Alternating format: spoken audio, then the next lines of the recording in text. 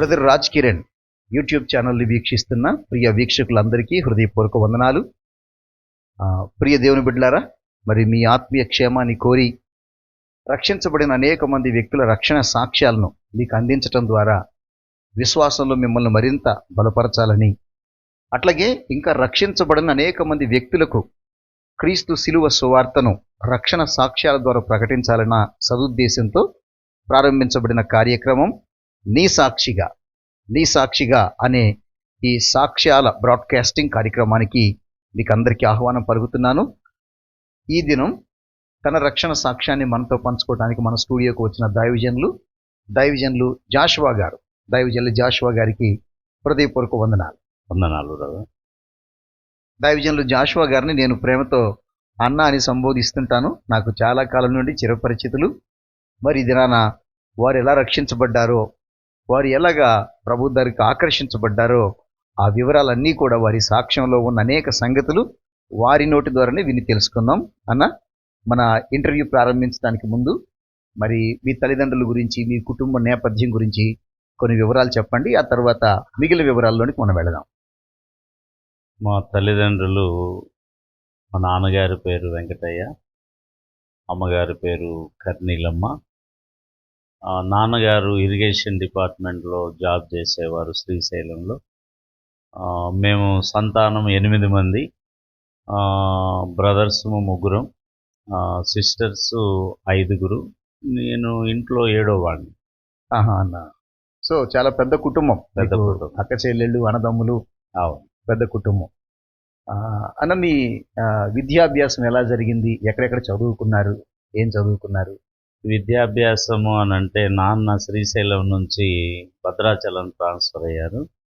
అక్కడ నేను 5th వరకు చదువుకున్నా భద్రాచలం. తర్వాత నాన్నగారు చనిపోయారు 1982లో. తర్వాత మేము అక్కడ ఇక మాకు ఏ విధమైన ఇది లేక మా పెద్దక్కయ్య ఇంటికి ప్రకాశం జిల్లాలో ఉన్నటువంటి దర్శికి రావటం జరిగింది. అక్కడ మా నాన్నగారితో చదివినటువంటి మా ఊరు నందం డేవిడ్ గారని, వారు పొతకమూరులో టీచర్గా వారి వైఫ్ అండ్ హస్బెండ్ ఇద్దరు అక్కడ జాబ్ చేస్తున్నారు. ఆయన నా దగ్గర చదువుకుందురమ్మని నన్ను తీసుకెళ్ళి మరలా 5th, 6th, 7th వారింట్లో చదవటం జరిగింది. మీరంటే 5th, 6th, 7th మన డేవిడ్ మాస్ గారి ఇంట్లో చదివారు, నందం డేవిడ్ మాస్ గారి ఇంట్లో. అప్పటి వరకు నాకు క్రిస్టియానిటీ అంటే తెలియదు.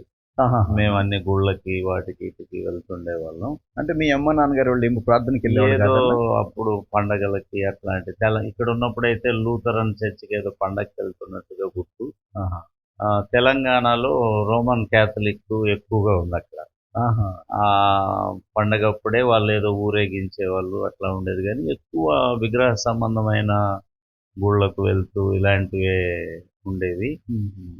క్రిస్టియానిటీ గురించి అంతగా తెలియదు నాకు. మొట్టమొదటిసారిగా ఇట్లా డేవిడ్ మాస్ గారి ఇంటి దగ్గరకు వచ్చిన తర్వాత వాళ్ళు ఉదయకాలం కానీ సాయంకాలం కానీ కుటుంబ ప్రార్థనలు జరిపిస్తుండే వాళ్ళు చేస్తున్నప్పుడు ఫస్ట్లో గమనించాము. తర్వాత వాళ్ళను అనుసరించడం ప్రారంభించాము.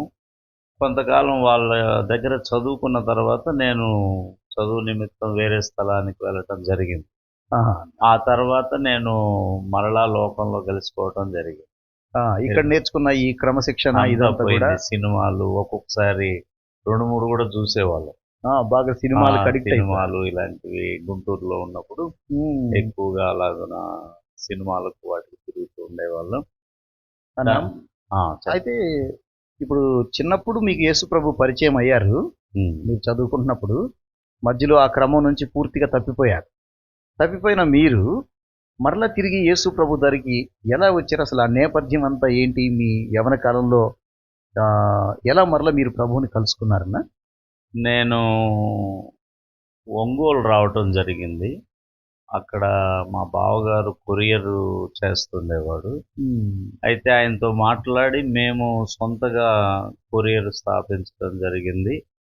దాంతోపాటు నేను డిగ్రీ కూడా ప్రైవేట్గా చదవటం జరిగింది.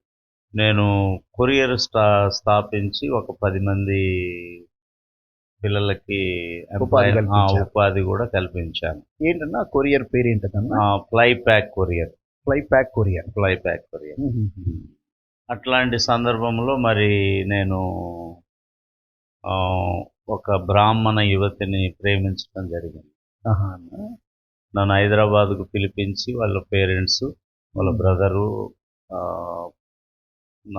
నాతో మాట్లాడి ఆర్య సమాజంలో మా ఇద్దరి పేర్లు నమోదు చేయించి నెల తర్వాత అక్కడ వివాహం జరిగింది.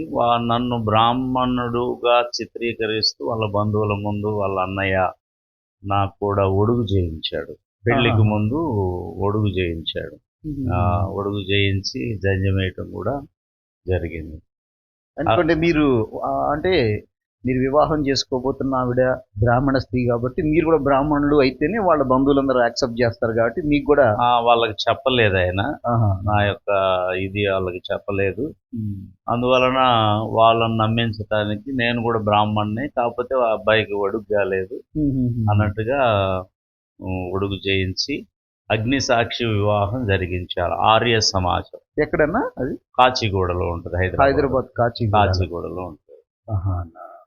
సో వివాహం అయిన తర్వాత మరి మీరు హైదరాబాద్ లో ఉన్నారా లేదంటే మరలా? వివాహం అయిన తర్వాత వాళ్ళు వివాహం చేశారు. వెంటనే ఆ రోజు నైటే ఒంగోలు పంపించడం జరిగింది. ఈ వివాహం నేను మా సిస్టర్స్ కానీ బ్రదర్స్ కానీ తెలియజేయలేదు. నా ఓన్గా నేను చేయటం జరిగింది. సో పెద్ద కుటుంబం అయినా మీ పెళ్లిలో మీ కుటుంబ సభ్యులు ఎవరు పార్టిసిపేట్ చేయలేదు? ఎవరు లేరు. నా కొరియర్ సంబంధించినటువంటి ఎండి గారు, నేను తిరిగేటటువంటి కొంతమంది సర్కిల్ వాళ్ళు ఒక రకంగా చెప్పాలంటే అందులో కొంతమంది రౌడీ షీటర్స్ కూడా ఉన్నారు. వీళ్ళే నా పెళ్లికి హాజరవటం జరిగింది. ఈ రౌడీ షీటర్స్ ఈ పరిచయాలన్నీ ఒంగోలు వచ్చిన తర్వాతనే నాకు కొరియర్ సర్వీసు ద్వారా చాలా పరిచయాలు ఏర్పడ్డాయి. ఆదాయం కూడా బాగా వచ్చేది.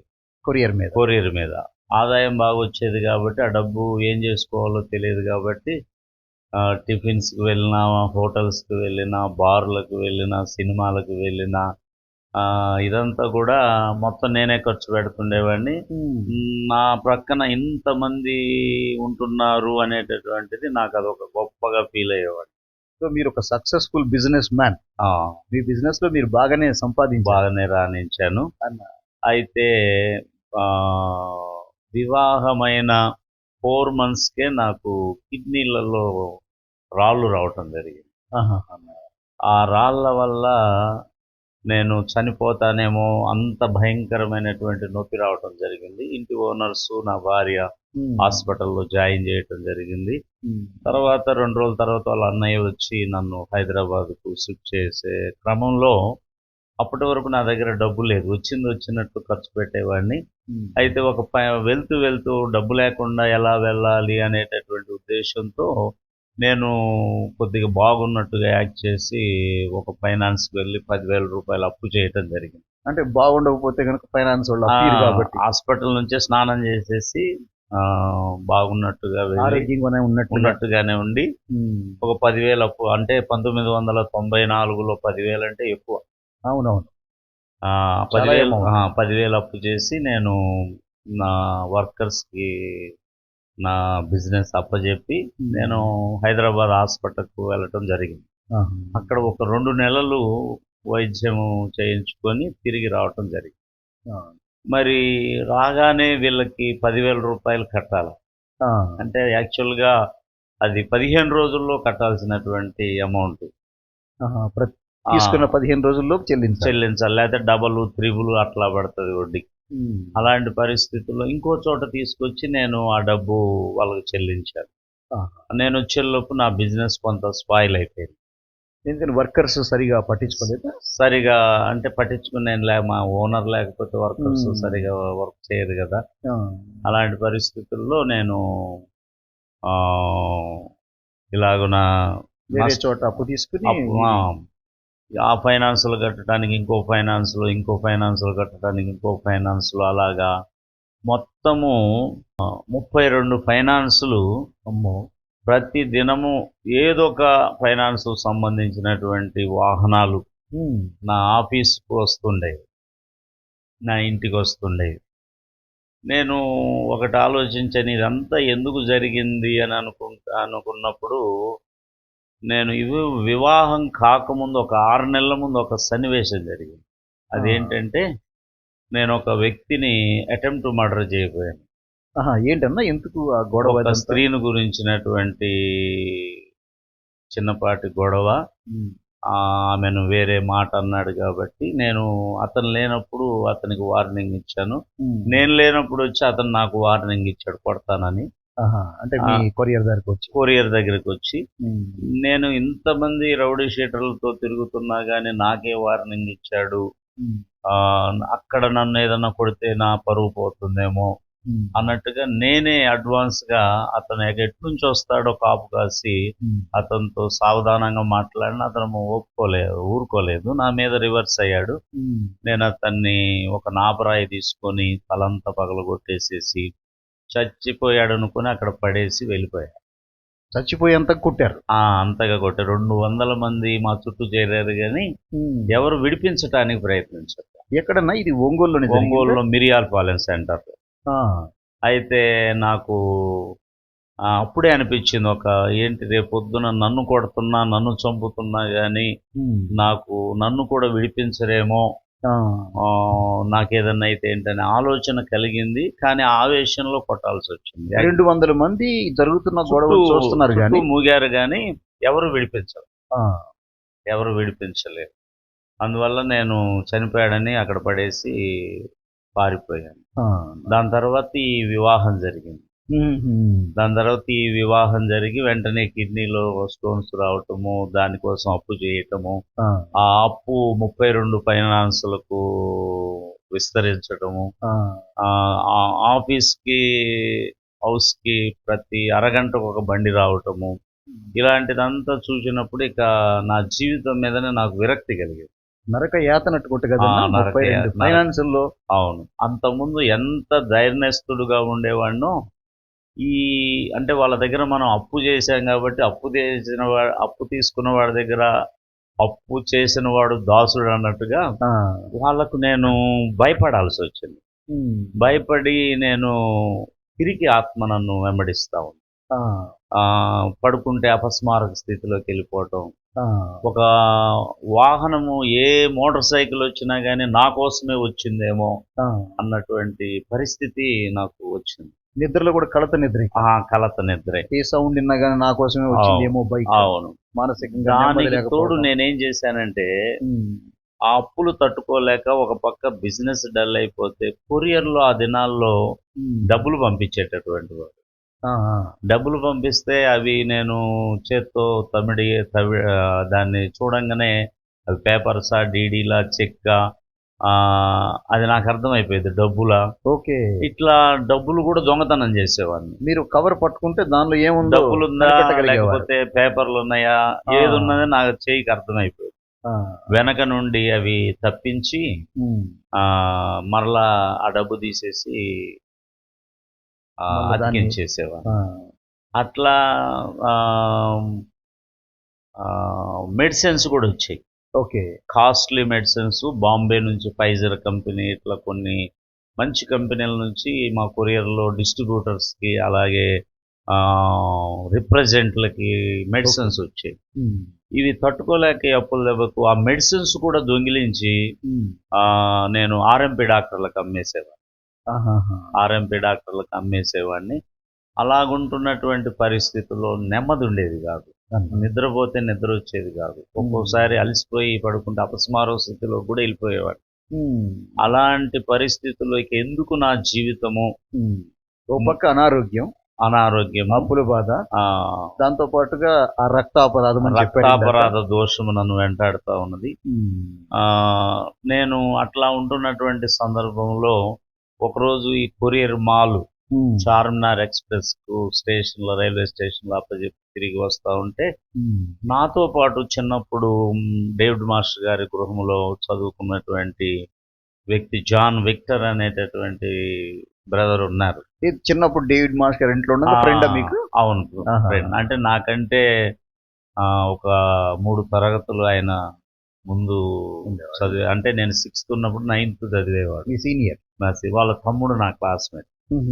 అయితే ఆయన కనబడటము, నేనే అడిగా చిన్నప్పుడు. అతనంటే ఎప్పుడో చాలా సంవత్సరాల తర్వాత కనిపించాడు. ఓకే. నేను అడగటం బాగున్నావా అని అడిగి, చిన్నప్పుడు మనం ఫలానా డేవిడ్ మాస్టర్ ఇంట్లో చదువుకున్నాం కదా, దానికి సంబంధించినటువంటి చర్చి ఎక్కడ అని అడిగారు. నేను వెళ్ళేది అక్కడికే, ఫలానా కలెక్టర్ ఆఫీస్ వెనకాల ఇండియన్ రెడ్ క్రాస్ బిల్డింగ్ పక్కన మెడికల్ హాల్లో చర్చి జరుగుతుంది, దానికి సొంత బిల్డింగ్ ఏం లేదు, ప్రతి ఆదివారము, బుధవారం, శనివారం అక్కడ ఆరాధన జరుగుతుంది, నువ్వు వీలుంటే అక్కడికి వచ్చేయని అన్నాడు. ఓకే అన్న, ఒక మాట అన్న, మీరు మధ్యలో పూర్తిగా ఈ క్రమంలో నుంచి పక్కకెళ్ళిపోయారు.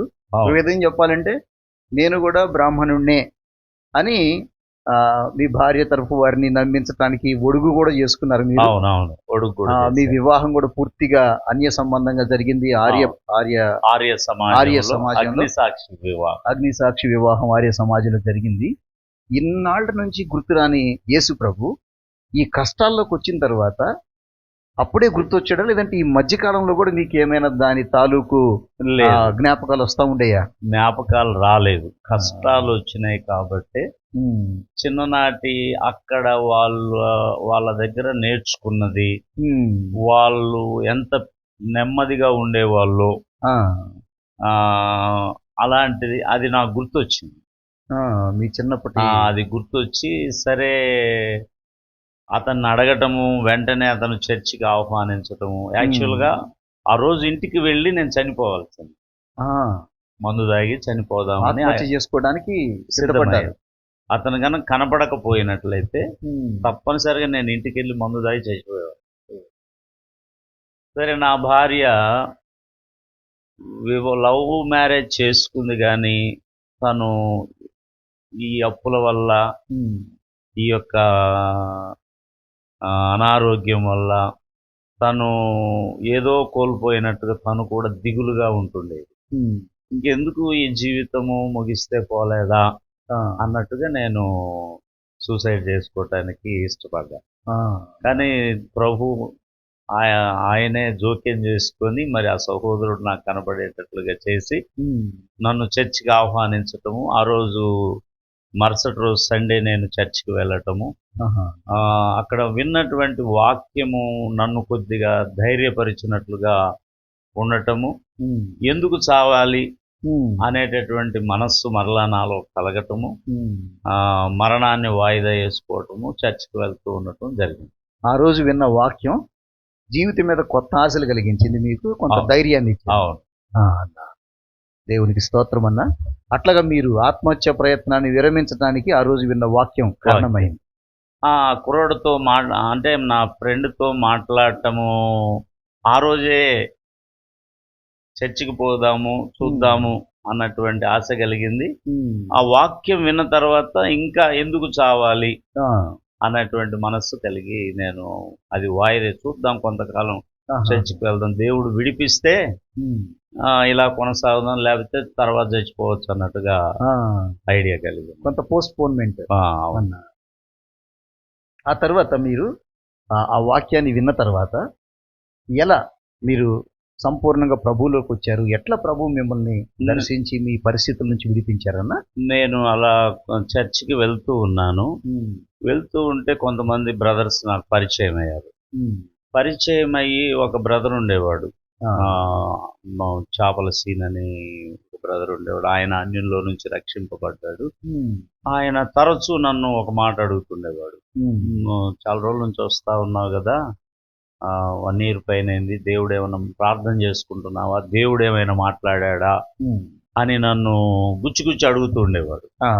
గుచ్చి అడుగుతూ ఉంటే నేను వీడెవడో పిచ్చోళ్ళలాగా ఉన్నాడు, దేవుడు మనుషులతో ఎలా మాట్లాడతాడు, వాక్యం చదువుతుంటే వాక్యం ద్వారా మాట్లాడతాడేమో, మరి ఎలా మాట్లాడతాడు, ఇలా మాటికి దేవుడు మాట్లాడాడని ఇబ్బంది కలుగు చేస్తున్నాడు. కోపం వచ్చి పైకి నవ్వేవాడిని, కానీ ఎవడరా వీడు పిచ్చోడు అనుకున్నాను. అయితే పాస్టర్ గారు మా ఇంటికి మార్టిన్ లూథర్ గారని ఒక ఆయన ఉండాడు, మార్టిన్ గారు. ఆయన్ను తరచూ పంపి వాళ్ళని కొద్దిగా బలపరిచి రండి అని మా ఇంటికి పంపిస్తుండేవాడు. పెద్ద పాస్టర్ గారు. పెద్ద పాస్టర్ గారు. ఏంటన్నా పాస్టర్ గారి పేరు? డాక్టర్ శామ్యుయల్ సంజీవరావు గారు. ఓకే.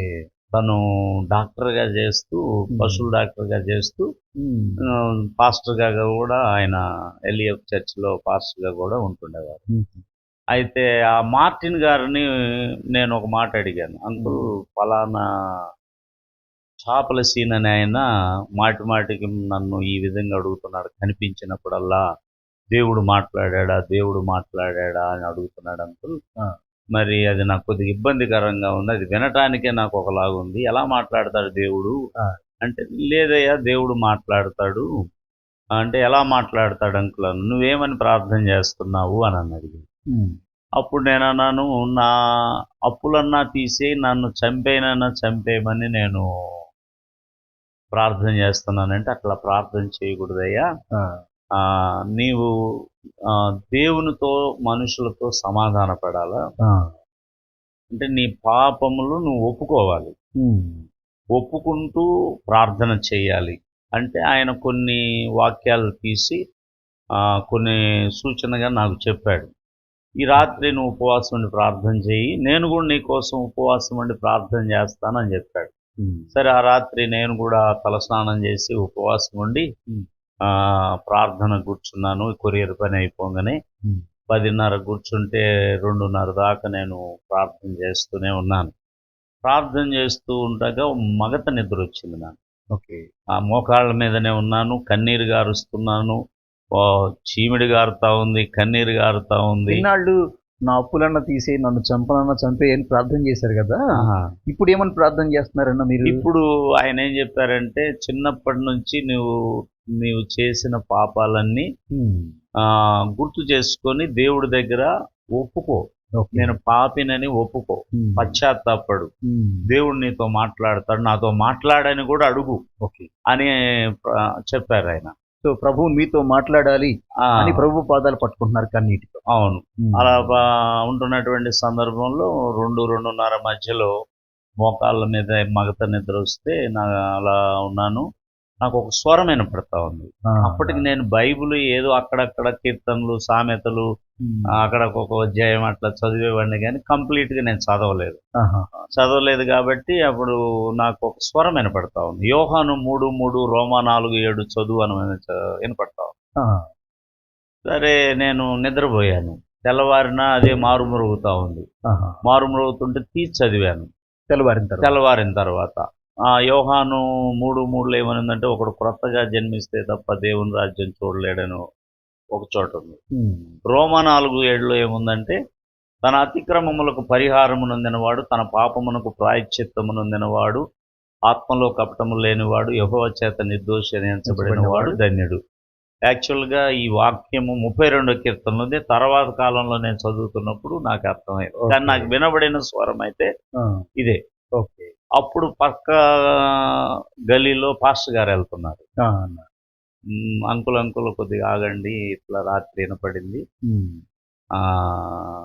ఇది ఏంటి అని అడిగితే అప్పుడు చెప్పాడు ఆయన, ఎన్నాళ్ళ నుంచి వస్తున్నావు చర్చికి అని అడిగాడు. ఇట్లా 1.5 year నుంచి వస్తున్నాను అంకుల్ అని చెప్పాను. అప్పటికి 1.5 year అయింది అలా.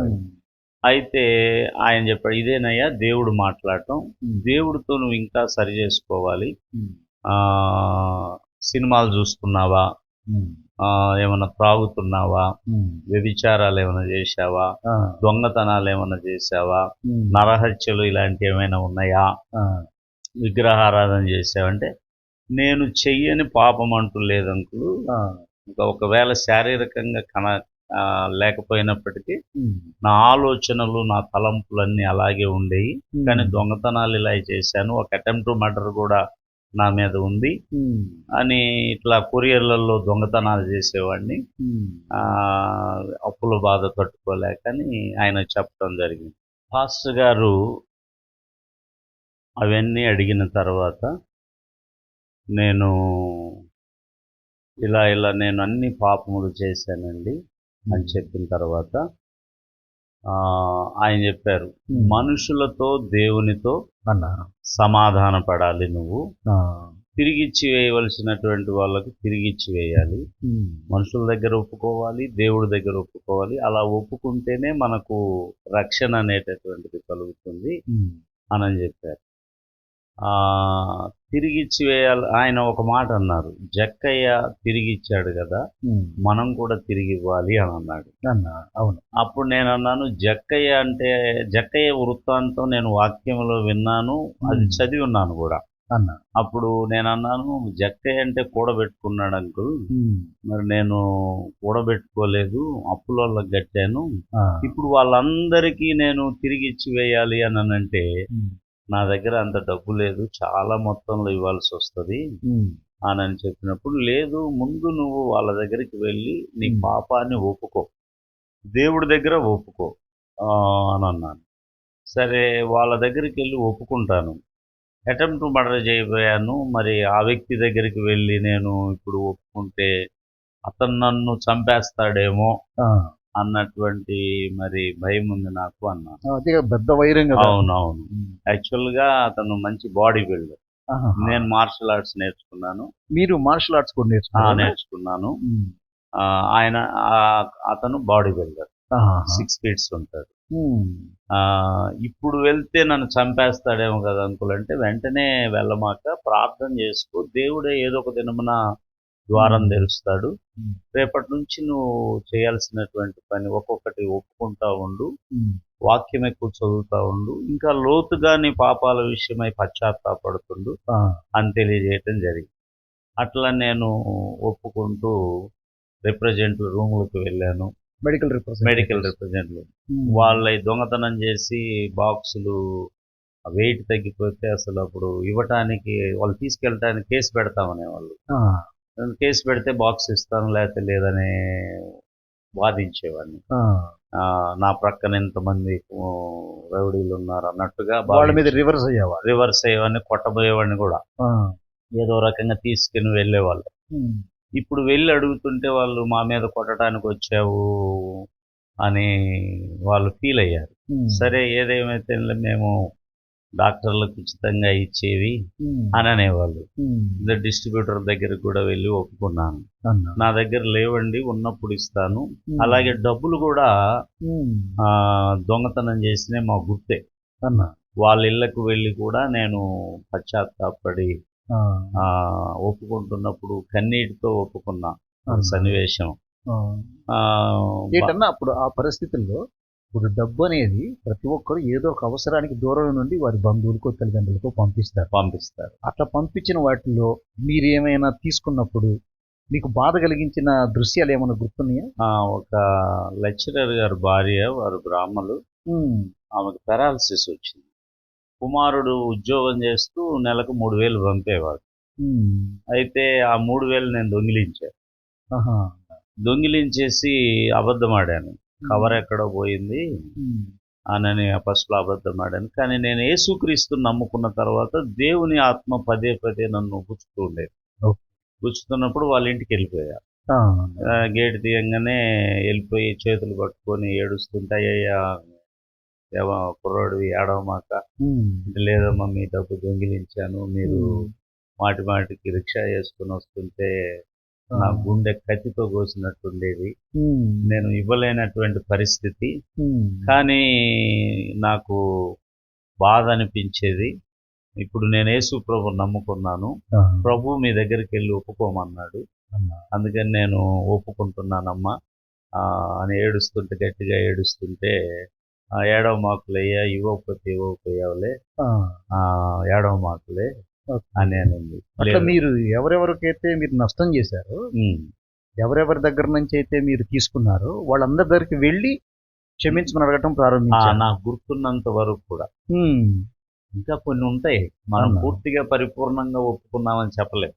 మీకు గుర్తొచ్చినంత వరకు, పరిశుద్ధాత్మ దేవుడు మీకు నడిపించినంత వరకు, అందుబాటులో ఉన్నోళ్ళు, నాకు దగ్గరగా ఉన్నటువంటి వారు, అవన్నీ కూడా నేను ఒప్పుకోవడం జరిగింది. ఎవరికన్నా తిరిగి చెల్లించారన్నా? తిరిగి చెల్లించారు.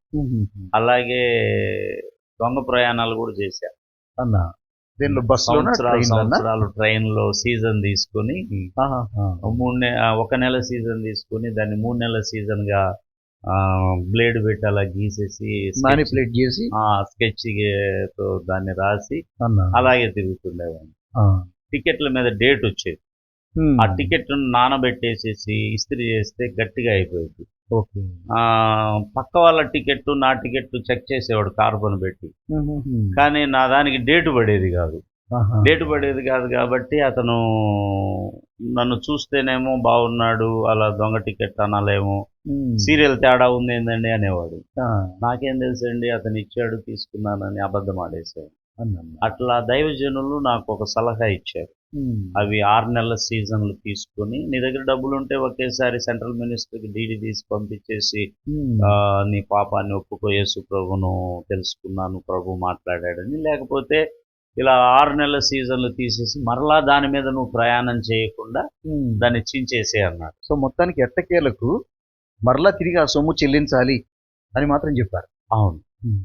అలా అంటే జక్కయ్య తిరిగి ఇచ్చాడు కదా, హ్మ్. మనం కూడా తిరిగి ఇవ్వాలి. చాలా గొప్ప సంగతి అన్న. ఇప్పుడు యేసు ప్రభుని నమ్ముకోవటం అంటే చాలా మంది ఈ మతోన్మాదులు అనేది ఏంటంటే వీళ్ళకి ఎవరు బియ్యం ఇచ్చారు, వీళ్ళకి ఎవరు డబ్బులు ఇచ్చారు. కానీ ఒక క్రైస్తవుడు లోకంలో నుంచి క్రీస్తు ప్రభు దగ్గరికి వచ్చిన తర్వాత అతని జీవన విధానం ఎలా పరిపూర్ణంగా మారిపోయిద్ది అంటానికి మీ సాక్ష్యం విన్న తర్వాత అయినా కొంతమంది గ్రహించగలరని నేను నమ్ముతున్నాను.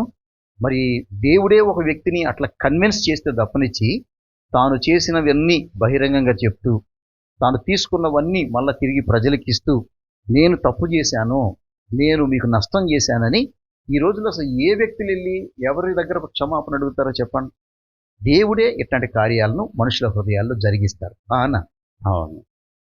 పరిశుద్ధాత్ముడు అంతరంగంలో క్రియ జరిగిస్తేనే ఒక వ్యక్తి లోతుగా పశ్చాత్తాపడగలడు, తన పాపం ఒప్పుకోగలడు.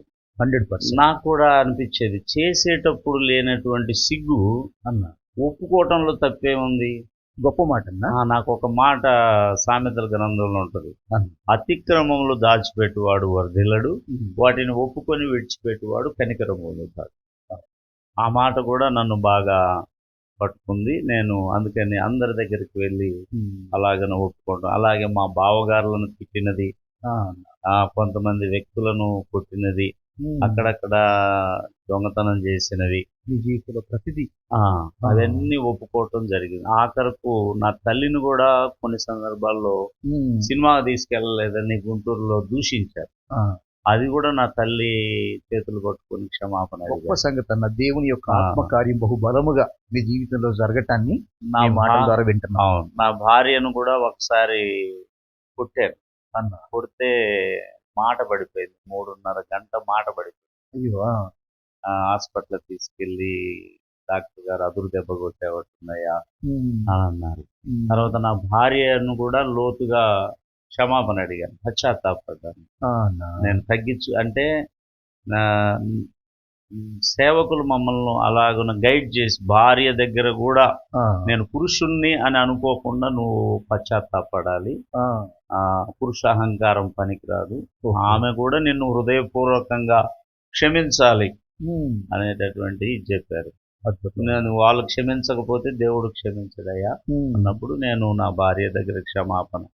నెక్స్ట్ నా భార్య తల్లి, నేను చర్చికి వెళ్తున్న అప్పటి నుంచి ఆమె, నేను బైబిల్ చదువుతుంటే భగవద్గీత గట్టిగా చదివి ఆమె మీద ఎనలేని కోపము ద్వేషం వచ్చేసి, మరి నేను మారుమనసు పొందుతున్న క్రమంలో దేవుని ఆత్మ నన్ను ప్రేరేపిస్తుంది, మీ అత్తగారితో నీకు సమాధానం లేదని. అప్పుడు ఆమె వచ్చినప్పుడు, మా ఇంటికి వచ్చినప్పుడు దూరం కూర్చునేది, మేము కుటుంబ ప్రార్థన చేసుకుంటుంటే ఆమె దూరంగా ఉండేది. తర్వాత నేను వ్యక్తిగతంగా అడగకుండా ప్రేయర్లో ఆమె వినేటట్టు అడిగా క్షమాపణ. తర్వాత ఆమె కూడా కొద్దిగా మార్పు వచ్చింది. తర్వాత వ్యక్తిగతంగా కూడా అడగటం జరిగింది. అట్లాగా దేవుని సేవకులు మిమ్మల్ని గైడ్ చేయగా దేవుని ఆత్మ మిమ్మల్ని నడిపించగా ప్రతి ఒక్కరి దగ్గరికి వెళ్ళి మనుషుల దగ్గర, మీకు కనపడిన వాళ్ళందరి దగ్గర, బంధువుల దగ్గర, తల్లిగారి దగ్గర, అన్నల దగ్గర, బావగారుల దగ్గర, సిస్టర్స్ దగ్గర ఓకే. అందరితో నేను సమాధాన పడ్డాను. అన్న ఇప్పుడు ఈ మర్డర్ అటెంప్ట్ కేసు ఒకటి ఉంది కదా, ఉమ్. మరి ఆ వ్యక్తితో కూడా మీరు సమాధాన పడ్డారా? పడ్డాను. ఎలా అంటే ఒకరోజు అన్నీ ఒప్పుకున్న తర్వాత ఇది నన్ను బాధిస్తా ఉండేది. ఉమ్. నేను ఒకరోజు ఇలాగే చార్మినార్కి కుర్రోడు రాకపోతే మాల్ అప్పగించేసి ఉమ్. తిరిగి వస్తున్నటువంటి క్రమంలో బాబన్న అనే వ్యక్తి ఏబిఎం గ్రౌండ్స్ లో కూటాలు పెడతాడు. Ongole ABM ground. ABM grounds లో ఈ వ్యక్తి కూడా అన్యుడే. ఆ ఈ ఎవరినైతే చంపబోయానో ఆ వ్యక్తి కూడా అన్యుడే. ఆ వ్యక్తి అక్కడ ఉండి వింటున్నాడు బయట. ఓకే. అయితే నేను దేవుడు అవకాశం ఇచ్చాడు అని బండి స్టాండ్ వేసేసి అతని దగ్గరికి వెళ్తుంటే అతనేమనుకున్నాడు అంటే నన్ను అటెంప్ట్ చేయడానికి వస్తున్నాడేమోనని భయపడి ముందుకు వెళ్తున్నాడు. నేను కూడా అతను వెంట వెళ్ళి స్పీడ్గా వెళ్ళి చేయబట్టుకొని, బుజ్జి నన్ను క్షమించురా, ఆ రోజు నిన్ను చంపబోయానంటే నాది కూడా తప్పు ఉంది కదా అని నవ్వాడు. నవ్వి నాది కూడా తప్పు ఉంది కదా, నేను కూడా ప్రేయర్కి వెళ్తున్నాను ఇప్పుడు. దేవునికి స్తోత్రం అన్న. ఎందుకంటే నేను ఒక 6-7 నెలలు ఎక్కువగా ఫాస్టింగ్ ఉండి కూడా ప్రార్థన చేశా వీరి కోసం అన్న. ఈ వ్యక్తి దగ్గర ఎలా క్షమాపణ అడగాలి, నన్ను ఏం చేయకూడదు, నేను అడిగినా గానీ ఏ విధమైన గొడవలు మళ్ళా రాకూడదు అనేటటువంటి ఉద్దేశంతో దేవుని సన్నిధిలో ప్రార్థన చేశాను. దేవుడు ఆ రోజు ఇచ్చేశాడు. గొప్ప సంగతి అన్న. ఒక వ్యక్తి సమాధానం కోసం అడుగు ముందుకు ఇయ్యాలి గాని దేవుడు మూసుకుపోయిన ద్వారాలను కూడా తెరిచి సమాధాన పరుస్తాడు అంటానికి అంత బద్ధ శత్రువులైన మీరిద్దరు చక్కగా చేయి కలిపి ఒకరినొకరు క్షమాపణ అడగటం నిజంగా పరలోకం నుండి దేవదూతలు కూడా చూసి పరవశించుంటారన్న. నిజంగా దేవుని గొప్ప కార్యం. ఆ రోజు రాత్రి నేను వెళ్ళి కృతజ్ఞతతో కన్నీరు గార్చి మళ్ళా ఫాస్టింగ్ నుండి ప్రేయర్ చేస్తే దేవునికి స్తుతి, దేవుని స్వరం వినపడింది నాకు. నీ పాపాలు క్షమించబడినవి. అలా ఒప్పుకోవటం ద్వారా ఆ రోజు దేవుడి సన్నిధిలో భారంగా ప్రార్థన చేస్తుంటే నాకు స్వరం వినపడింది. నీ పాపములు ఒక చర్చికి వచ్చే ఒక ఆత్మీయురాలు స్వరం లాగా వినపడింది. నీ పాపాలు క్షమించబడినాయి అంటే ఎక్కడి నుంచి మాట్లాడుతున్నావమ్మా అంటే దేవుడి దగ్గర నుంచి. అయితే దేవుడిని నేను చూడాలి అనంటే ఆ స్వరం ఆగిపోయింది. నేనేమనుకుంటానంటే నేను పాపాత్ముని కాబట్టే కదా దేవుడు నాకు కనపడలేదు, స్వరం మాత్రమే వినపడిందని ఏడ్చుకుంటూ వెళ్తుంటే అక్కడ దైవజనుడు ఎవరికో బోధిస్తున్నాడు ఆ కళలో. ఏంటయ్యా ఏడుస్తున్నావు అన్నాడు.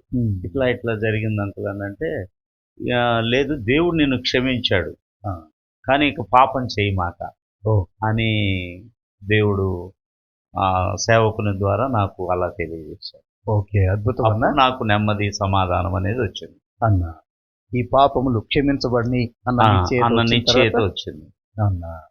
అట్లా మీరు రక్షించబడ్డారు. ఇప్పటివరకు మీ రక్షణ సాక్ష్యం అంతా చెప్తూ వచ్చారన్న. చాలా అద్భుతమైన దేవుని కార్యాన్ని వివరించారు.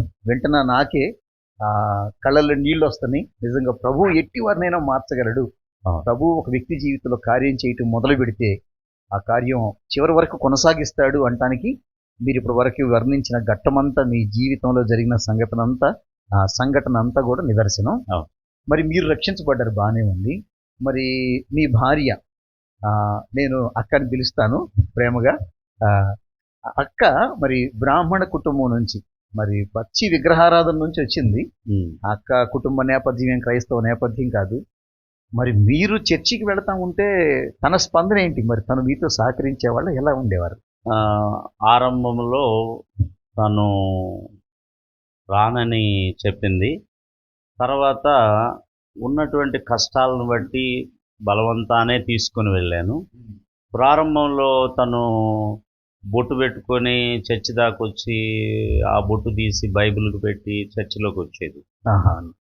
అలాంటి పరిస్థితుల్లో మరి ఒకరోజు ఉన్నటువంటి పెద్ద పాప పుట్టింది. అప్పటికి పుట్టిన సంవత్సరానికే కలరా వ్యాధి వచ్చింది. అప్పుడు ఒంగోలు అంతా కలరా ఉంది, జిల్లా అంతా ఒంగోలు అంతా కలరా వ్యాధి. ఏ సంవత్సరం ఏంటంటే 1997. ఆ సందర్భంగా పాప 12 సార్లు విరోచనాలు, వాంతులైన చనిపోతుందన్న పరిస్థితి. తోటకూర కాడలాగా ఏలబడిపోతాం. అప్పుడు తీసుకెళ్ళు హాస్పిటల్కి అని చెప్తే నా దగ్గర డబ్బు లేదమ్మా, ఎవరు నాకు ఇవ్వరు, ఇప్పుడే మనం అప్పుల్లో ఉన్నాము, ప్రార్థన చేద్దాము పద అని ఇంట్లో తీసుకెళ్ళి మోకరించి చేతుల్లో తీసుకుని ఆ 1 year బేబీని ప్రభువా బ్రతికిస్తే నీ కొరకు బ్రతికిస్తా, అన్నా. ఒకవేళ తీసుకుంటే తీసుకో, ఆ. నేను ఈ బాధ చూడలేను, హాస్పిటల్లో చూపించడానికి నా దగ్గర డబ్బు లేదు, బిడ్డ తలడిల్లిపోతా. తలడిల్లిపోతా ఉంది, ఏలబడిపోయింది పూర్తిగా, ఇంకా ఇంకో 2 సార్లు అయితే ప్రాణం పోయిద్ది అన్నట్టుగా ఉంది. ఆ. అలాంటి సందర్భంలో దేవుడు వెంటనే స్వస్థపరిచాడు. ఆ, ప్రార్థన అది నా చేసినప్పుడు. భార్యలో విశ్వాసం కలిగింది. ఓ దేవునికి స్తోత్రం. అట్లా ఒక వారం అయిన తర్వాత ఇద్దరం కలిసి నైట్ ప్రార్థన చేస్తుంటే దేవుని ఆత్మ ఆమె మీదకి దిగింది. ఓ. తను వేషధారణగా బొట్టు తీసి బైబిల్కి పెడుతున్నట్టుగా, తను చిన్నప్పుడు చదువుకునేటప్పుడు ఫ్యాన్సీ స్టోర్లో 2-3 రబ్బర్ బ్యాండ్లు తీసుకున్నట్టు. స్త్రీలు వేసుకునే రబ్బర్ బ్యాండ్లు దొంగిలించినట్లుగా, కాపీ కొడుతున్నట్లుగా ఎగ్జామ్లో అవి దేవుడు ఆమెకు చూపించడం జరిగింది. చూపించినప్పుడు ఉన్నట్టుండి గట్టిగా కేకేసి ఏడుస్తా ఉంది. ఏడుస్తా ఉంటే నేను రాత్రిపూట నిద్రలో నేను నిద్ర అంటే 12 గంటలప్పుడు ప్రార్థన చేస్తుంటే, అప్పుడు కొట్టాను అనుకుంటారు చుట్టుపక్కల, మేము ఉండేది వైసెస్ బజార్ కాబట్టి కొట్టాను అనుకుంటా, కిటికీలు తలుపులన్నీ మూసేసి తను ఏడుపు కంట్రోల్ గా అట్లా ప్రభువా నేను పాపిని, నన్ను క్షమించు అని గట్టిగా ఏడుస్తూ ప్రార్థన చేసింది. అప్పుడు దేవుని ఆత్మ మీదకి దిగింది, లోతైనటువంటి పశ్చాత్తాపం వచ్చింది. తర్వాత ఉదయకాలంలో సేవకుని పిలిపించాను, వారు కూడా వాక్యం ద్వారా ఆమెను కొంత హెచ్చరించారు. తను కూడా మారు మనసు పొందింది. దేవునికి స్తోత్రం అన్న. చక్కని అనుభవాలన్నా. ప్రభు మిమ్మల్ని ఇరువురిని కూడా తన ఆత్మతో నింపి ఆత్మీయులైన దైవజనుల పర్యవేక్షణలో చక్కగా వాక్య క్రమంలో మారు మనసు అనుభవంలోనికి, రక్షణలోనికి నడిపించారు. చాలా సంతోషం అనే సాక్ష్యాలను వినటం. అయితే అన్న, మీరు ఇప్పుడు రక్షించబడ్డ తర్వాత మరి భార్యాభర్తలు ఇరువురు కలిసి చక్కగా మందిరానికి వెళతా ఉంటారు. మరి మందిరంలో మీరు ఊరక కూర్చుండి వినటానికే పరిమితం అయ్యారా, లేదంటే ఏమైనా దేవుని పనులు పాల్గొనేవారా? దేవుని పనిలో పాలు పంపులు పొందేవని. ఆరంభంలో మారు మనసు పొందక ముందే ఏ పని చేయకపోయినా ఒప్పుకునేవాళ్ళు కాదు. ఓ నా హోదా ఏమోలే అనుకున్నా, అది తూచి. అయితే ఇట్లాగే మార్టిన్ గారిని అడిగాను, ఏంటండి నన్ను ఏమి పని చేయట్లేదంటే, మారు మనసు పొందకుండా ఏ చాపలు వేయటానికి లేదు, మైకులు పెట్టడానికి లేదు, లైట్లు వేయటానికి లేదు, ఏ పని చేయటానికి లేదయ్యా, ఇక్కడ సిస్టమ్ అది అని అన్నారు. ఆ తర్వాత మారు మనసు పొందిన తర్వాత అందరికంటే పెందలాడి నేనే వెళ్ళేవాడిని, నేనే ఊడ్చేవాడిని, నేనే చాపలు వేసేవాడిని, నేనే మైకులు పెట్టేవాడిని.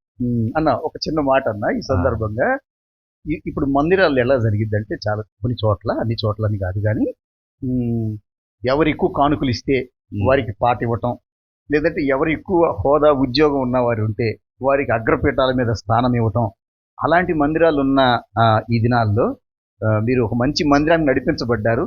చక్కని క్రమం అన్న. అట్లాంటి సందర్భంలో దేవుని సేవకుడిని వెంబడించాను నేను. దేవుని సేవకుని వెంబడించి వారి బండి మీద నేనే డ్రైవ్ చేస్తూ ఫలానా కుటుంబం దగ్గరికి వెళ్దాము అన్నప్పుడు వాళ్ళను ఒక 5-6 గృహాలు దర్శించేవాడు సేవకులు. నేను వారి బ్యాగ్ పట్టుకొని వారికి హెల్పర్గా వెళ్తుండేవాడిని. అంటే దేవుని సేవకులతో పాటు కలిసి వారికి సహకరించేవాడు. అయితే ఉన్నట్టుండి ఒకరోజు తర్వాత పాటలు పాడటానికి కూడా నాకు అవకాశం ఇచ్చారు. తర్వాత సాక్ష్యం చెప్పించారు. తర్వాత ఉన్నట్టుండి ఒకరోజు వర్తమానం చెప్పాలన్నారు. అదేంటి అంకుల్, నేనెలా చెప్తాను, నాకు ఏ విధమైన ట్రైనింగ్ లేదు కదా, లేదు అది నాకు తెలియదు, నువ్వేం చేస్తావో, నువ్వు ఫలానా బుధవారం వాక్యం చెప్పాలి అన్నారు. అంటే ఎంత చెప్పినా ఒప్పుకోవట్లేదు, చెప్పాల్సిందే అని అన్నాడు. అప్పుడు నేను ఇక ఊరు చివరికి, నాకు రోజు 6-7 గంటలు ప్రార్థనలో ఉండేవాడిని కదా, ఆ దేవుడి సేవకుడు చెప్పాడు అని, ఏం చెప్పాలి ప్రభువా అని నేను దేవుడి దగ్గర మొరపెడుతుంటే, మొట్టమొదట నాతో మాట్లాడినటువంటి యోహాను సువార్త 3:3 ద్వారా మాట్లాడదాం. ఓకే, ప్రభు మీతో ఏమైతే మాట్లాడారో అదే మీ మొదటి వర్తమానం. ఆ వర్తమానం ఆ రోజు ఇచ్చినప్పుడు అందరిలో చాలా మందిలో కన్నీరు వచ్చింది. దేవునికి స్తోత్రం అన్న. మీరు ప్రభుని నమ్ముకున్న తర్వాత చక్కగా పరిచర్యలో కూడా సహకారులుగా ఉన్నారు. మరి పరిశుద్ధాత్ముడు మిమ్మల్ని వ్యక్తిగత ప్రార్థనలో కానీ, వాక్య ధ్యానాల్లో కానీ ఎలా నడిపించారు? మీరు ఎలాగా ఆ సమయాన్ని గడిపేవారన్నా? నేను వాక్యమే కాదు, కొంతమంది భక్తుల జీవితాలు చదువుతున్నప్పుడు పరిశుద్ధాత్మ నన్ను బలముగా ప్రేరేపిస్తున్నట్టుగా అనిపించేది. ఓకే. అనుభవాన్ని ఆ, పొందేవారు. ఆ, అలాగున ఆ, అన్ని పరిస్థితుల కొరకు ప్రార్థన చేయమని ప్రభు యొక్క ఆత్మ నన్ను నడిపించేటట్టు. అట్లాగున గంటల కొలది ఓకే. ఆరంభంలో అయితే నా సొంత అప్పుల కోసము, అనారోగ్యం కోసం ప్రార్థన చేసేవాడిని. కానీ దేవుడు ఎప్పుడైతే అప్పుల నుంచి విడిపించాడో, అనారోగ్యం నుంచి విడిపించాడో, తర్వాత ఇక ఆత్మల కొరకు, ఓకే. సేవ ఉజ్జీవం కొరకు, సేవకులు వాడబడటం కొరకు, అనేకుల రక్షణ కొరకు, నా బంధువుల రక్షణ కొరకు, నా భార్య సంబంధికుల రక్షణ కొరకు ప్రార్థన చేయమని దేవుని ఆత్మ నన్ను బలంగా ప్రేరేపించాడు. ఈ భౌతికమైన అవసరతల మీద నుండి ఆత్మ సంబంధమైన ఆశల మీదకు మరలింది మీ దృష్టి. మరలండి.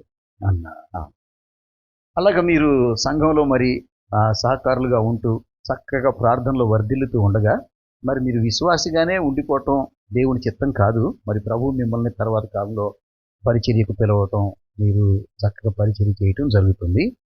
మరి పరిచర్యకి ఎలా వచ్చారన్న? ఎట్లా ప్రభు మిమ్మల్ని తన పరిచర్య కోసం పిలిచారు? 2006 సంవత్సరంలో మా దైవజనులు చనిపోయారు. చనిపోయిన తర్వాత పాస్టమ్మ గారి ఆధ్వర్యంలో నేనే ఒక రకంగా అక్కడ ఇన్ఛార్జిగా ఉంటుండేవారు. మద్రాసు నుంచి వచ్చిన వాళ్ళు సండే మార్నింగ్ వాక్యం చెప్పేవాళ్ళు, ఒక్కోసారి ఈవినింగ్ వాళ్ళు చెప్పేవాళ్ళు. వాళ్ళు మార్నింగే వెళ్ళిపోతే ఈవినింగ్ నేనే తీసుకునేవాడిని. బుధవారం శనివారం కూడా నేనే వాక్యాన్ని చెప్తున్నాను. ఆ క్రమంలో నేను ఈ ఒంటరి ప్రార్థనకు కంటిన్యూ అవుతున్నా. ఆ సందర్భంలో మిట్ట మధ్యాహ్నం ఒకరోజు ప్రార్థన చేస్తూ ఉంటే నాకు దర్శనం కలుగుతుంది. కల కాదు, దర్శనం. అదేంటంటే ఒక కొండ మీద యెహోవా పట్టణం అని అగ్ని అక్షరాలతో కనబడతా ఉంది. ఒకానొక దినాన మేము డైలీ ప్రార్థనకు ప్రగతి భవనం అవతలకు వెళ్ళేటటువంటి వారు ఎందుకో పార్లమెంట్ సైడ్ రావటం జరిగింది. ఆ కొండ మీదకి వెళ్ళి ప్రార్థన చేసుకుందాం అటు వచ్చి ఏవైతే నాకు దర్శనంలో కనబడినటువంటి దృశ్యాలు ఆ స్థలంలో అదంతా కనిపించింది. ఓహో, దేవుడు ఇక్కడ సేవ చేయమంటున్నాడు కదా ఓకే అనుకొని నాతో కలిసి ప్రార్థన చేసే సహోదరులతో మాట్లాడి ఒక రూమ్ అద్దెకు తీసుకుని 4 నెలలు కొరియర్ పని అయిపోగానే 10:30 నుంచి తెల్లవారుజామున 5 దాకా నలుగురం కలిసి ప్రార్థన చేసేవారు. ఓకే. అలా 2007 అక్టోబర్ 21న ఆ అద్దెకు తీసుకున్నటువంటి ప్రార్థనా గదినే మందిరంగా మార్చి రెంటెడ్ హౌస్ ని అక్కడ సేవ ప్రారంభించడం జరిగింది. 2007లో 2007 అక్టోబర్ 21. 2007 అక్టోబర్ 21 నుంచి పార్లమెంట్లో సేవ జరుగుతుంది. కానీ ఫెలోషిప్ తో నాకు అలాగే కనెక్షన్ కొనసాగుతుంది. అలాంటి సందర్భంలో జాషువా డానియల్ గారు 2014లో చనిపోయారు. నా తర్వాత నేను పూర్తిగా సపరేట్ అయ్యి ప్రారంభించిన సేవను కొనసాగిస్తున్నాను. సేవ ప్రారంభించారు. ప్రారంభంలో ఎవరైనా సరే చాలా ఆటంకాలను ఎదుర్కోవాల్సి ఉంటుంది. సేవ ప్రారంభంలో పార్లమెంట్లో మీరు ఎట్లాంటి పరిస్థితులను ఎదుర్కొన్నారు? సేవ ప్రారంభంలో ఆటంకాలంటే కొద్దిగా ఇక్కడ ఇళ్ల మధ్య ఏంటి చర్చి అనేటటువంటి మాటలు వచ్చినాయి. కానీ వెంటనే కొన్ని స్వస్థత కార్యాలు జరగటము, దెయ్యాలు వదిలిపోవటము, కొంతమందికి పిల్లలు పుట్టటము, ప్రభు అద్భుతాలు చేస్తూ అవి జరగటాన్ని మూలాన అంతగా వ్యతిరేకత రాలా. దేవుని కార్యాలను బట్టి నేను ప్రారంభించింది హిందువుల మధ్యనే, అంత వ్యతిరేకత రాలేదు. అట్లా హిందువులే ఎక్కువగా మందిరానికి రావటం జరిగింది. దేవుని స్తోత్రం. చక్కగా అన్యజనుల మధ్య మీ పరిచయను ప్రభు ఫలింపజేస్తూ వచ్చారు.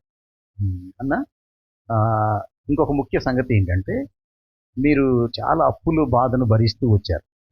ఒకానొక సమయంలో ఆహారానికి కూడా గడవని పరిస్థితి, కొన్ని లక్షల రూపాయలు మీ బిజినెస్ లో మీరు సంపాదిస్తూ కూడా వడ్డీకి కట్టడానికి పరిమితం అయిపోయారు. తినడానికి ఉండేది కాదు.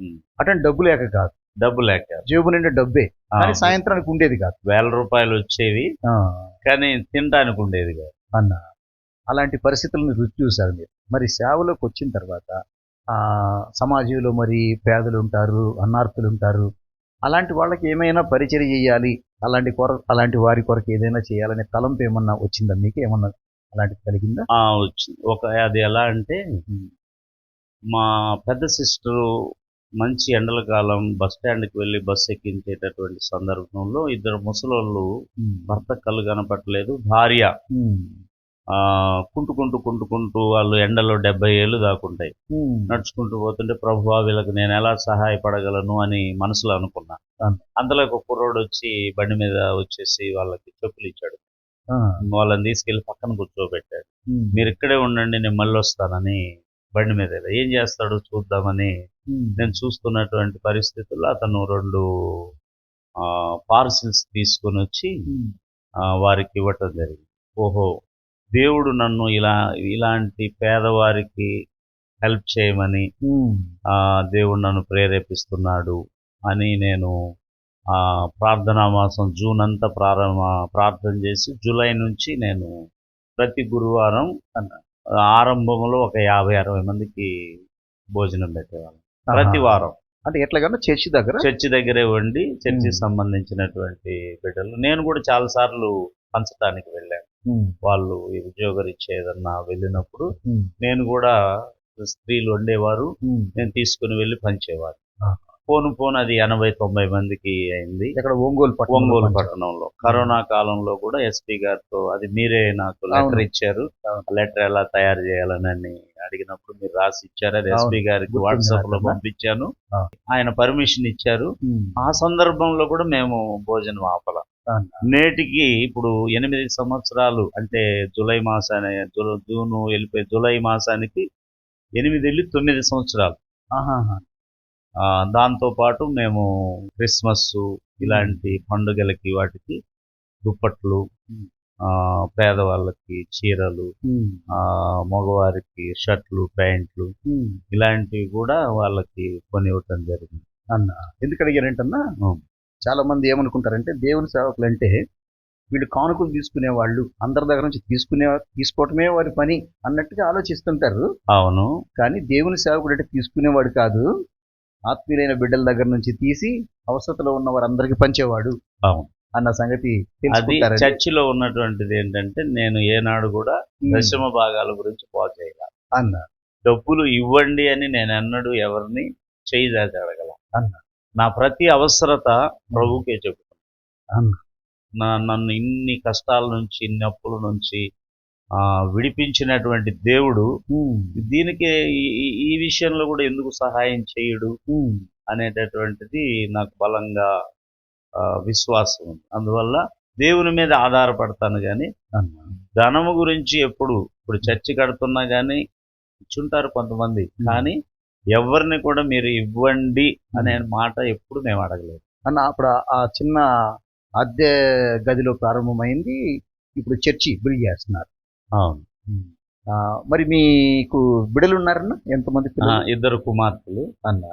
2 కూడా రక్షణ పొందారు. 2 ప్రజెంట్ ఉద్యోగం చేస్తున్నారు. అన్న. వారు కూడా బాప్తిస్మం తీసుకున్నారు. చిన్న పాప 9th లోనే రక్షణ పొందింది, పెద్ద పాప ఇంటర్మీడియట్ అయిపోగానే రక్షణ. కుటుంబ సమేతంగా నేను నా ఇంటి వారును యెహోవాను సేవింతుము అన్న యెహోషువ చెప్పిన మాట అన్న. దేవునికి స్తోత్రం. చక్కని గృహాన్ని, మంచి బిడ్డల్ని ప్రభు దయచేశారు. మరి ఇప్పుడు దాదాపుగా 17 సంవత్సరాలు అవుతుందండి. 18 సంవత్సరాలు కంప్లీట్ అవ్వబోతుంది. అక్టోబర్ 21కి 18 కంప్లీట్ అయి 19 సంవత్సరాలు సేవ అనుభవం అన్న. సుదీర్ఘకాలం పాటు దేవుని పరిచర్య చేసిన దైవజనులుగా, మరి ఇప్పుడు చాలా మంది దేవుని పరిచర్య కోసం ఆసక్తి కలిగి వస్తున్నారు. ప్రభు పిలుపు అందుకొని మరి దేవుని పరిచర్య చేయడానికి వచ్చే వారికి అనుభవం కలిగిన ఒక దైవజనులుగా మీ సేవా అనుభవాల్లో నుంచి వారికి ఇచ్చే సూచన, సలహా ఏంటో?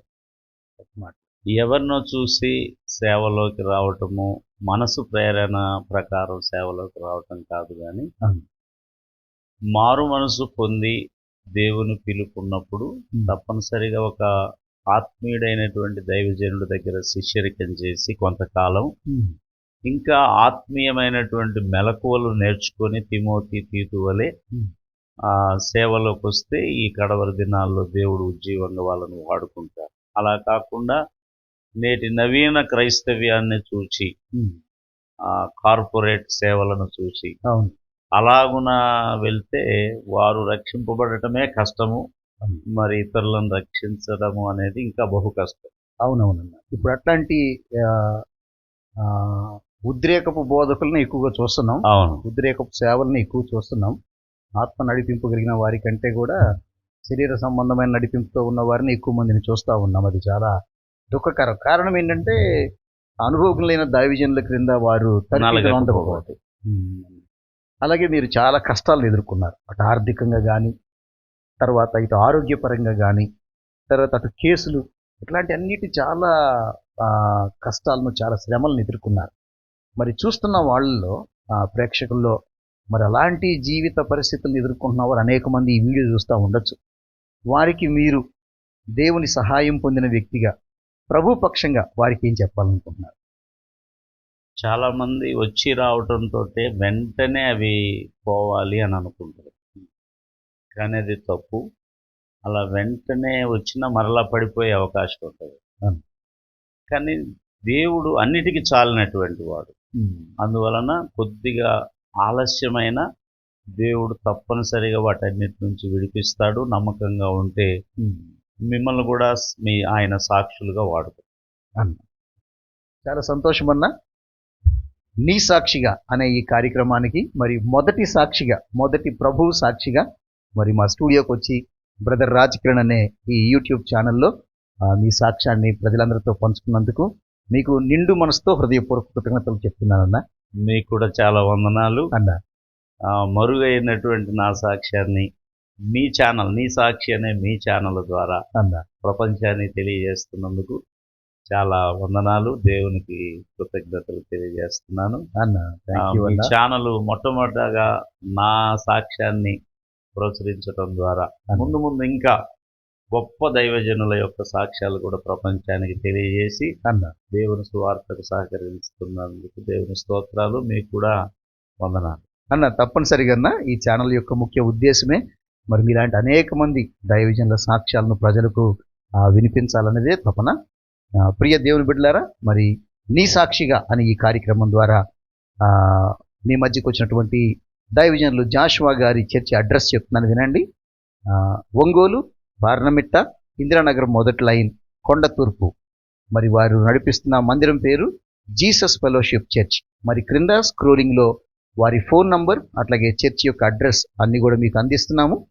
ఈ పరిసర ప్రాంతాల్లో ఉన్న వారు ఎవరైనా సరే ఈ వీడియో చూస్తూ ఉంటే మరి మీరు దేవుని మందిరానికి వెళ్ళాలి అనుకున్నా, లేదా మీరు ఏవైనా అక్కర్లు కలిగి మీరు ప్రార్థనా సహాయం పొందాలన్నా, లేదా ఏదైనా సమస్యల్లో ఉండి ఒక మంచి దైవ సేవకుని ఆలోచన సలహా మీకు కావాలన్నా దైవజనులను సంప్రదించండి. వారు ఇప్పుడు మీకు అందుబాటులో ఉంటారు. వారిని సంప్రదించడానికి కావాల్సిన ఆ వివరాలని కూడా మీకు కింద స్క్రోలింగ్లో వస్తున్నాయి, వాటిని చూడండి. ప్రియ దేవుని బిడ్డలారా, ఈ ఛానల్ కోసం ప్రార్థన చేయండి. అట్లాగే దైవజనులు జాషువా గారి పరిచర్య కోసం, వారి కుటుంబం కోసం ప్రార్థన చేయండి. నీ సాక్షిగా అనే ఈ కార్యక్రమంలో తదుపరి రాబోతున్న సాక్షి కోసం మీరందరూ ఎదురు చూడండి. మరలా కలుసుకుందాం. అందరికీ హృదయపూర్వక వందనాలు. ప్రభు మిమ్మల్ని దీవించును గాక. ఆమేన్.